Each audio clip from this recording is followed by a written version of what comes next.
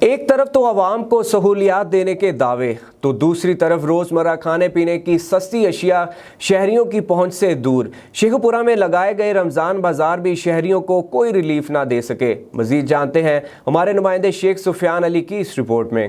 بالکل آخر شہری جائیں تو جائیں کہا، حکومتی سبسڈی بھی عوام کو ریلیف نہ دے سکی۔ پنجاب حکومت کی جانب سے شہریوں کو سستے داموں روزمرہ کھانے پینے کی اشیاء فراہم ممکن بنانے کے لیے ضلع شیخو پورہ میں 11 سستے رمضان بازار لگائے گئے ہیں، مگر شہری رمضان بازار کی نسبت اوپن مارکیٹ کو ترجیح دینے لگے۔ شہری رمضان بازار میں سستی اشیاء کے حصول کے لیے روزے کی حالت میں لمبی لمبی لائنوں پر لگ کر چیزیں خریدنے پر مجبور ہیں۔ اوپن مارکیٹ میں شہری خریداری کرتے نظر تو آ رہے ہیں، ریٹ زیادہ ہونے کی وجہ سے مایوس گھروں کو لوٹ جاتے ہیں، کیونکہ ضلع انتظامیہ کا اس ٹائم سارا فوکس رمضان بازاروں کی جانب ہے، جس کی وجہ سے منافع خور شہریوں سے من مانے ریٹ وصول کرنے میں لگے ہیں۔ مارکیٹ کمیٹی بھی ریٹ لسٹوں پر عمل درآمد کرانے میں ناکام نظر آ رہی ہے۔ شہریوں نے اعلیٰ حکام سے اپیل کی ہے کہ ریٹ لسٹوں پر عمل درآمد کو یقینی بنایا جائے اور مہنگائی کو کنٹرول کیا جائے۔